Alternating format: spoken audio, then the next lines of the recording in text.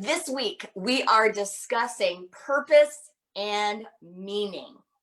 Purpose and meaning. We're using as the backdrop for our studies the book Embracing Uncertainty by Susan Jeffers.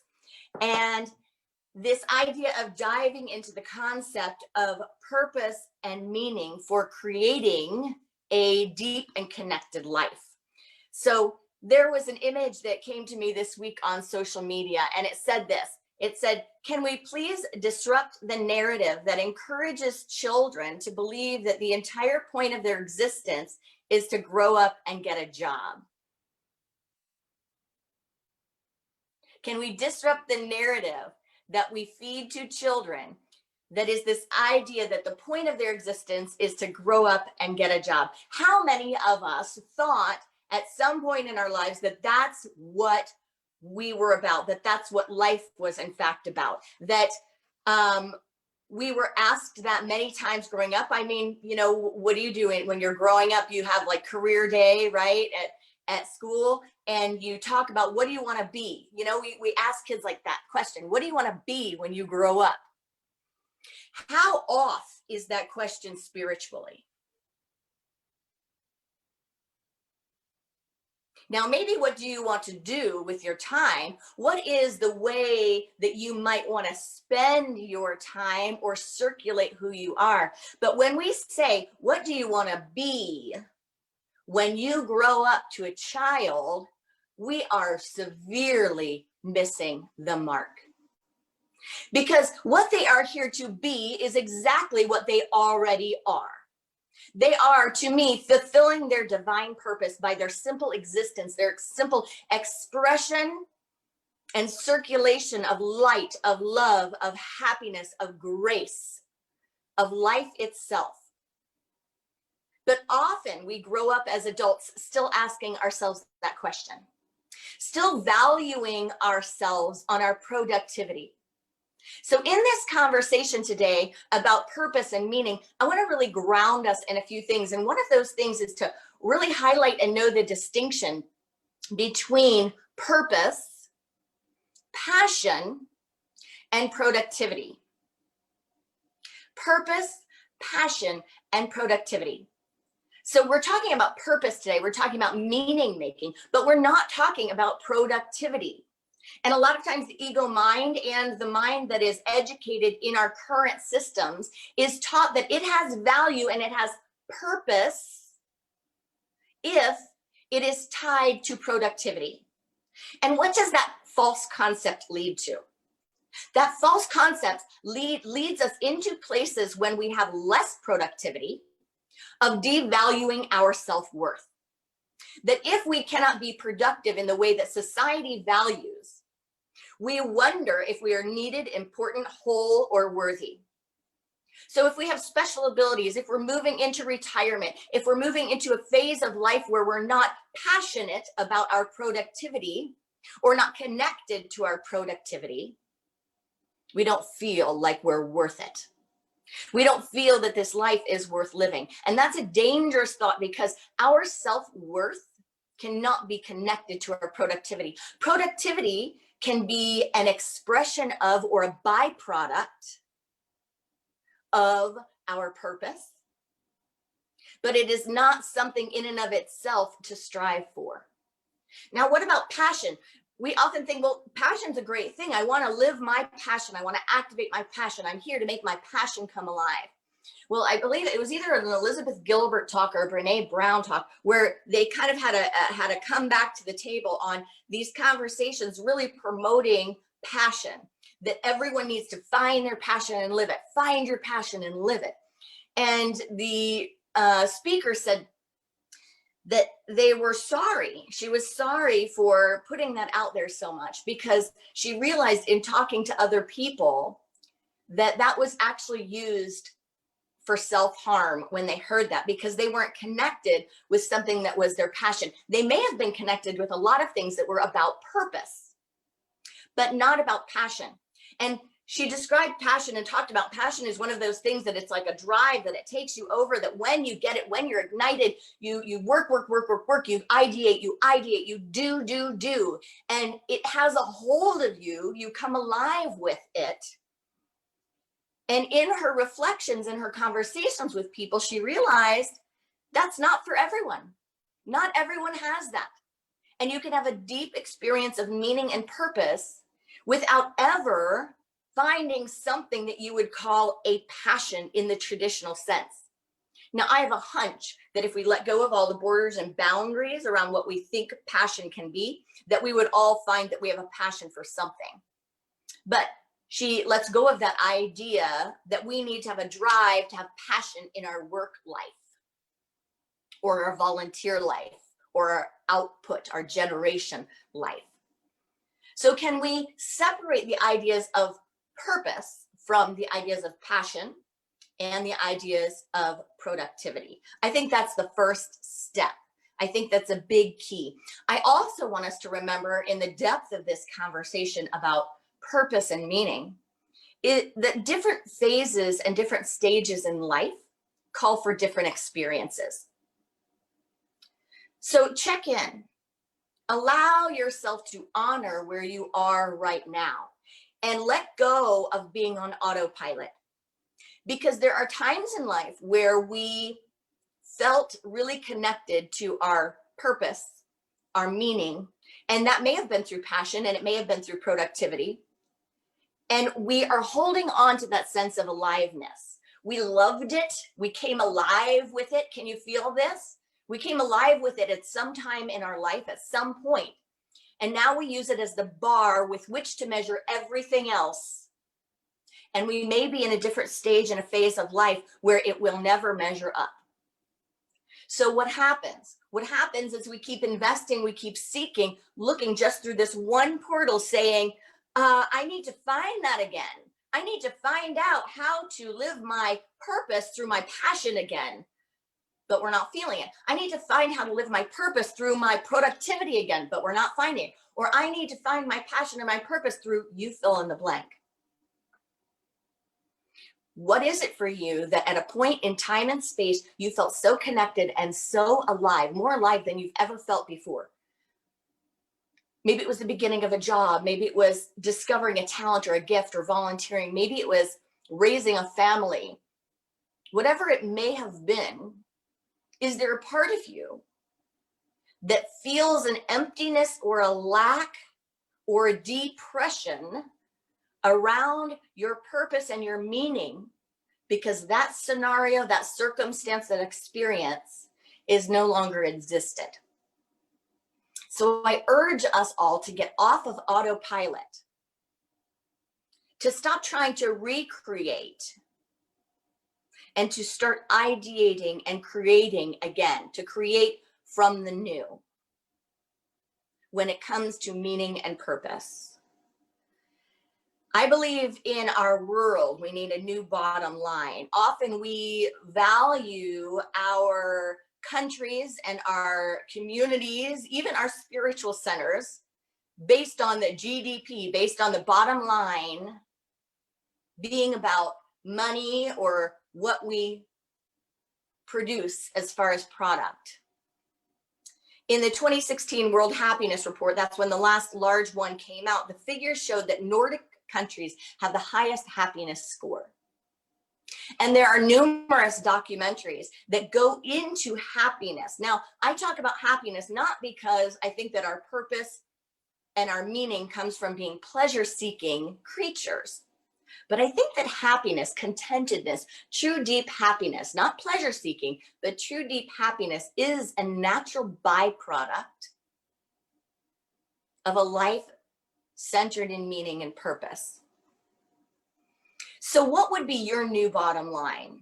If you were in charge of everything and everyone, if you were in charge of the world, how would you measure progress? How would you measure life? What is your GDP? What would you replace it with? Or would you keep it? Would it be happiness? Would it be health? Would it be purpose, well-being, life satisfaction? What would it be for you? It's important to get clear on this, to see how we language it and to look at what it is, because that creates a portal through which our creative energy flows. That helps us discern what to move towards. That helps us understand our yes and our no. So I think this conversation today about passion, purpose, meaning, productivity is deep and personal. It's not one size fits all. I think we can break it down to its spiritual core, but it's not one size fits all. Susan Jeffers, in the book Embracing Uncertainty, she explores purpose, meaning, and she goes into the idea that we need to know that our lives matter. That you need to know your life matters. You need to know that you really count. In order to do that, she discusses moving from being a getter to being a giver. And she looks at purpose and meaning and says that they're both important, and that we really, really need to know that we make a difference. So I had a question posed to me this week, and it was this question: why do so many New Thought people say they don't do politics? Why do so many New Thought people say they don't do politics? Because it's so negative or so dark. And what would you say to them? What would you say to them to help them connect with how they matter, with how they make a difference, with their worth? And I rolled it around and it almost came out as an automatic response. And I said, it's dark and negative because you're not there.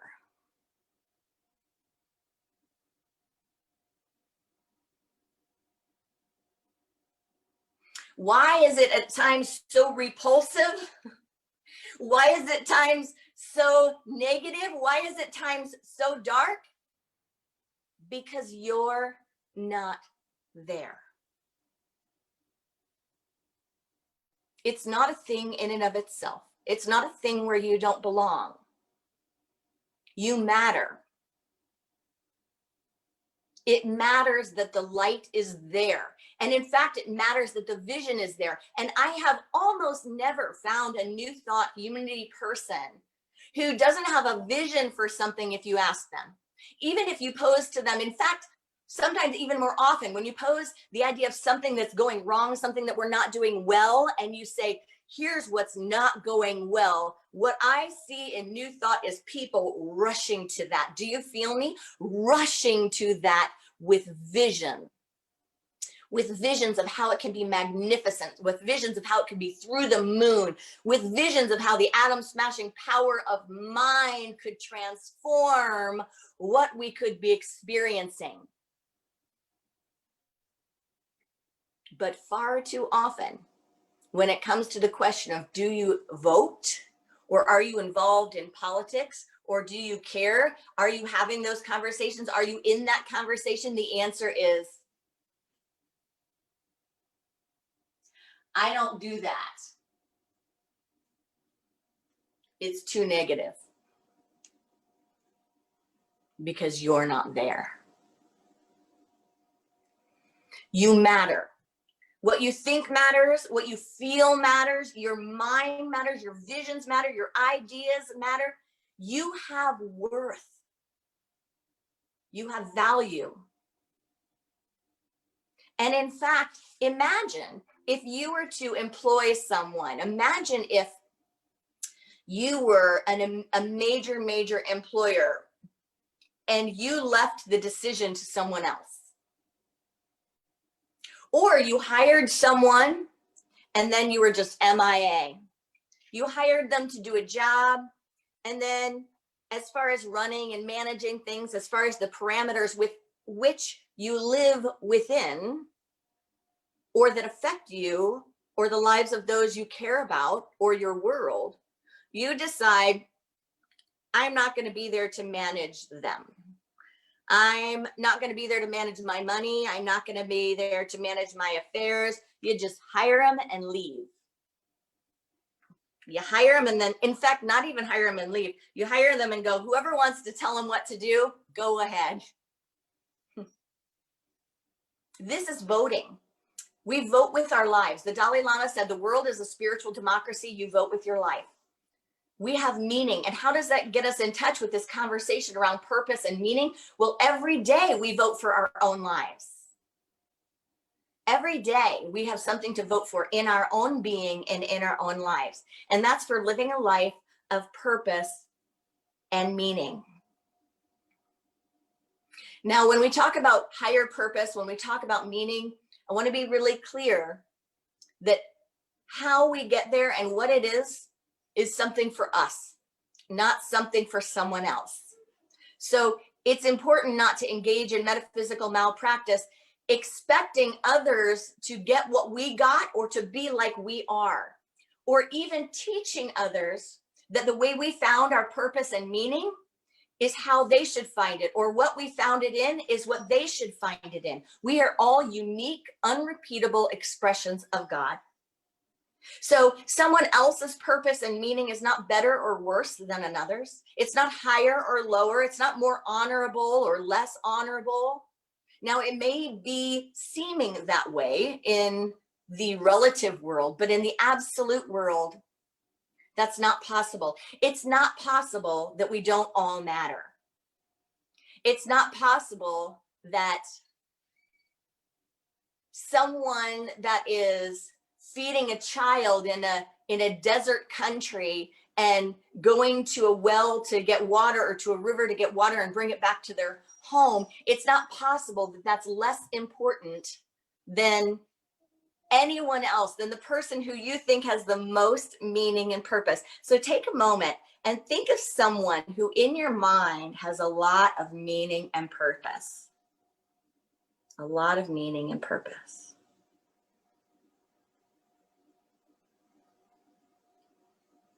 And then free yourself. Free yourself from the idea that you somehow, and we all somehow need to measure up to that in order to be whole or complete, in order to have meaning or purpose. What we often tend to do is we look at impact. We look at impact instead. We look at the impact that we can see. And we think that we have to control our impact. And then we evaluate others and we value ourselves based on our idea of our impact or another's impact. And you know the funny thing about that, it's the wrong end of the stick to go for. Because impact is a byproduct. Impact is also something that is just beyond the veil of sight. It's something that we truly can never know, never qualify, and never measure in its entirety. If you've heard of the butterfly effect, it's an amazing analogy of how one wave, one motion, one action, one activity could impact a multitude. You know, a story was shared with me about a woman in Santa Barbara, I believe it was, who would go out on a curb. Oh no, she was in Lawrence, Kansas. She would go out to the corner, I think, in Lawrence, Kansas, once a week for an hour at the same time with a sign about love. The same time every day. And I think she's been doing it for over 2 years with a sign that it's all about love. And just imagine what we might not get to see, what we might know about the impact of that sign.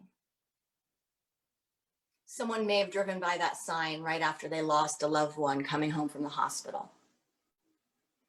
Someone may have looked at that sign after going to feed and care for someone that is in a very, very difficult space.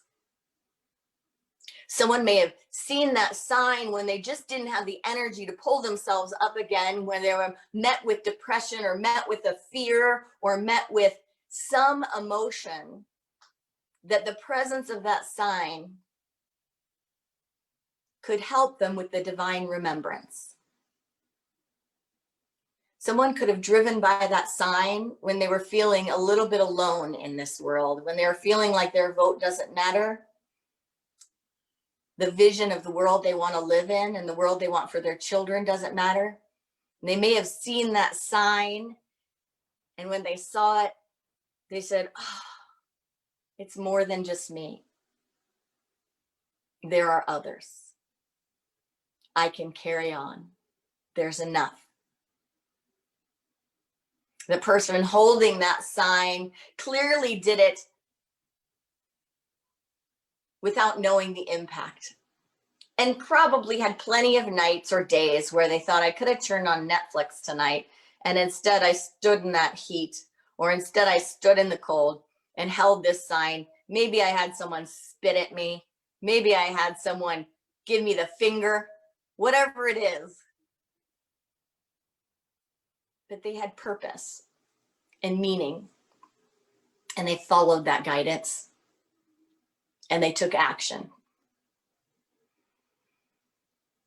Do you think that we discover and find purpose and meaning, or do you think we make it?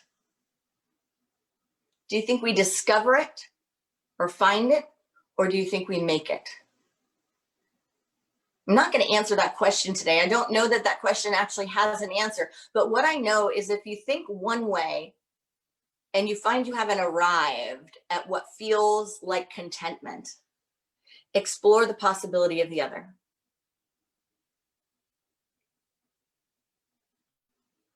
So if you think that meaning and purpose is something that you find, something that you happen upon, explore making it, creating it, not waiting for it to come to you and not looking for it outside.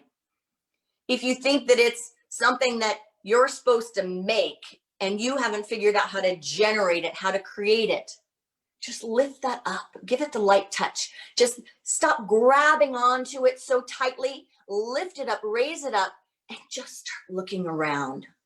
Just start looking around and notice where you see that it's already there. Notice in your heart where you feel that it's already present.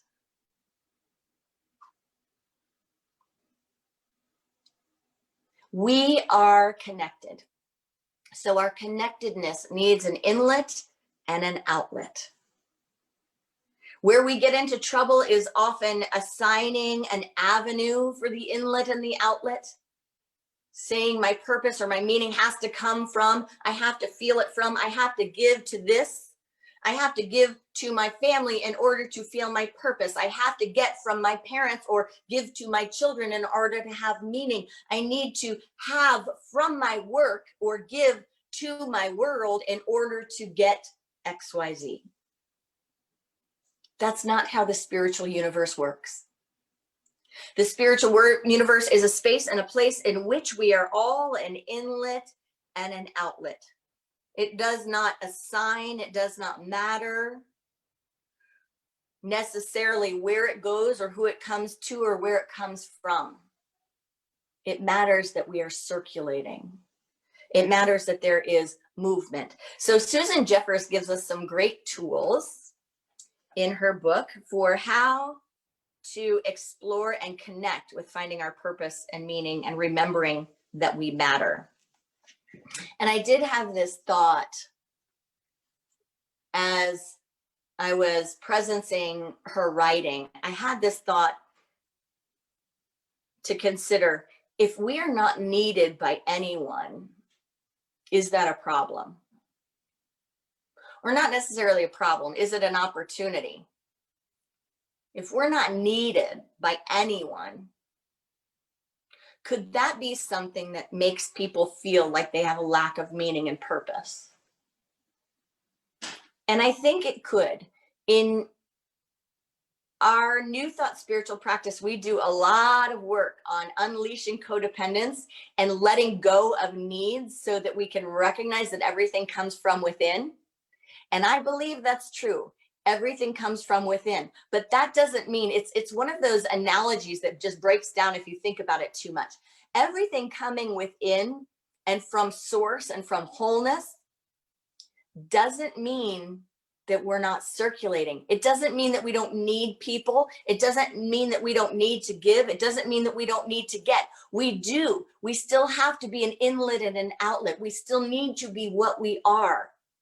So if we're not needed by anyone or anything, that may be something to explore. Not to create a codependence or to have an avenue from which it can come, but to have a place to give, to have an experience of knowing and remembering that we matter, that is an effect of us living our lives as an inlet and an outlet. And the tools that she gives helps us tune into that. She says that to look at where you are and draw a circle around it. Make a circle, stand where you are, make a circle, see what needs to be done and do it. So when she says be where you are, I'd say anything that's in your conscious awareness. That doesn't mean physical proximity. That doesn't mean what's close to me. That doesn't mean what I just consider as mine. What is in your awareness? And draw a circle around it and ask yourself what needs to be done and do it. And then she also urges us to focus on what we love to do when we ask that question. So now look at what needs to be done, and not that we need to be doing what we love all the time. That doesn't always create meaning and purpose, but certainly to ask ourselves, what do I love to do? And begin there, start circulating there, inlet and an outlet, not with an attachment of getting something back, but in the exploration of expanding and finding your meaning and purpose. What do I love to do? You know, we often think that purpose and meaning comes with this sense of heightened happiness or joy. And again, it's not the idea of pleasure seeking. There was a story shared in this chapter on purpose and meaning, and it was about Viktor Frankl. And when he was in the concentration camp and having an opportunity to leave, having someone that was planning an escape and getting ready to go, and this feeling that he had in his heart, in his gut, in his being that wasn't letting him go, and realizing, coming to the realization that as a medically trained professional, that he felt called to stay and take care of the people that needed him there. And when he came to that epiphany and communicated it to the person that was planning an escape and inviting to bring him with him, he felt his inner turmoil lift, and he felt more grounded. Those are my words, but he felt more grounded. He felt the discord within him be alleviated when it came to that question. And until then, he had the discord. That's not making a decision for your own, as the world would see it, well-being. But that's following a deep and expanded sense of purpose and meaning. And I do believe that we have an internal GPS that will help us and guide us to know when we're heading in the right direction, when we are using our spiritual gifts, and when we are leaning into that which creates or discovers meaning and purpose. She also shared a passage by Carlos Castaneda in response to this question. You might be wondering, how do I know if the purpose I choose is the right one? And the reflection is this: does this path have a heart? If it does, the path is good. If it doesn't, it is of no use. Both paths lead nowhere, but one has a heart. The other doesn't. One makes for a joyful journey as long as you follow it. You are one with it. The other will make you curse your life. One makes you strong. The other weakens you.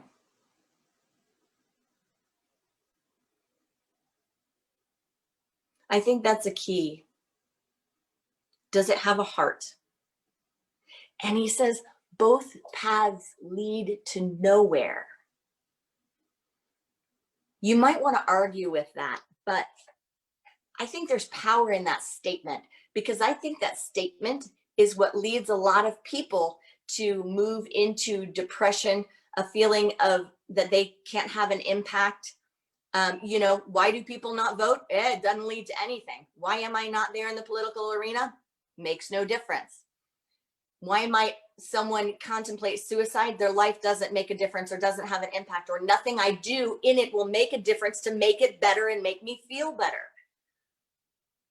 Why do people not find, meaning in their lives or jobs with? Because what I've tried, it doesn't make a difference. And that key that he says, both paths lead nowhere, I think is part of the human and maybe spiritual condition that we forget to look at. There is truth in that. I really think there's truth in that both paths lead nowhere. Have you ever found yourself in a space in life where you've looked at it all and you've gone, what does it all mean? Where does this lead to? It's kind of like how we ask our kids, what are you going to be when you grow up? If you're expecting to get somewhere or get something from something, that's not the fullness of the picture. The power is now. The power is in the now moment, the one moment, the only moment that exists. And it is in our beingness. It is in what we generate, not that comes later, but that is experienced in the now, because the now moment is the only moment that is existent.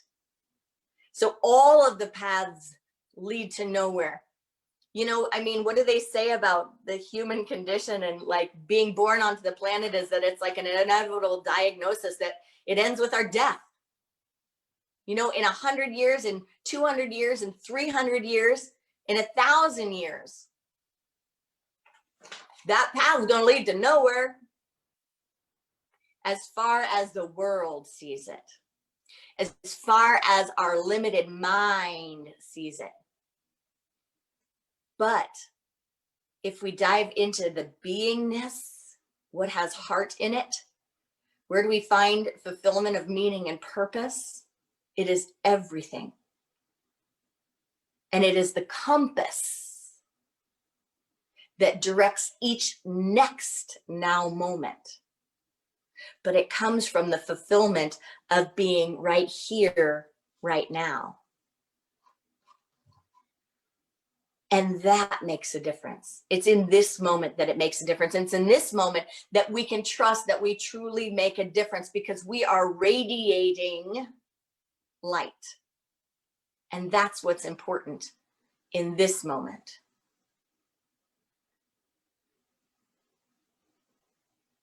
One of my favorite sayings ever is from Howard Thurman. And it says, don't ask yourself what the world needs. Ask yourself what makes you come alive, and go and do that, because what the world needs is people who have come alive. Do what makes you come alive. Do what makes you come alive. That is a present moment experience. That is a present moment experience based on purpose and meaning. And for me, my wording of this concept that we're talking about today is really about wholeness and connectedness. It's, do I feel my wholeness? Do I feel my connectedness with other, with God, with self, with the earth, with the galaxy, with all of creation? Do I feel my connectedness? And do I feel my wholeness? Because when I feel those things, I have a sense of worth. I have a sense, and it's not like that I matter or that I make a difference, but it's that I belong, just that I am, that I am, that I am. I have a sense of contentment, of peace within. And I am an inlet and an outlet. And the other stuff is the effect of that. But for me, meaning and purpose is about feeling my wholeness and knowing my unity or my connectedness.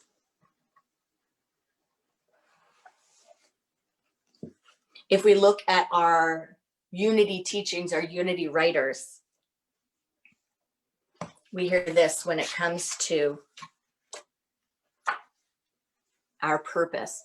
Eric Butterworth in Celebrate Yourself says, you are not an individual in God, but a unique individualization of God, the divine firmament. With divine firmament, the God spell all wrapped within and inseparable from you. He goes on to say, know your oneness in God. Feel the life, substance, and intelligence of God streaming into you from all sides. Dwell in the glorious feeling that the universe is involved in you as nature flows in a flower. It is the ceaseless longing of the Creator to fulfill its divine pattern of the Christ in you and as you. Take heart, the universe is on your side. What would it be like instead of asking a child what they want to be, teaching them what they are? If we look at Sig Paulson, in my favorite book, Your Power to Be, he reminds us that we're in our meaning and purpose if we're doing what every chapter in his book suggests. Are you engaging in your power to be the light, your power to be faith, your power to be will, understanding, imagination, enthusiasm, authority, love, wisdom, joy, strength, forgiveness, life? Do you know your power to be? I think spiritually, that is our purpose. That's where we find our meaning. We find our meaning and we find our purpose when we understand, truly understand our power to be.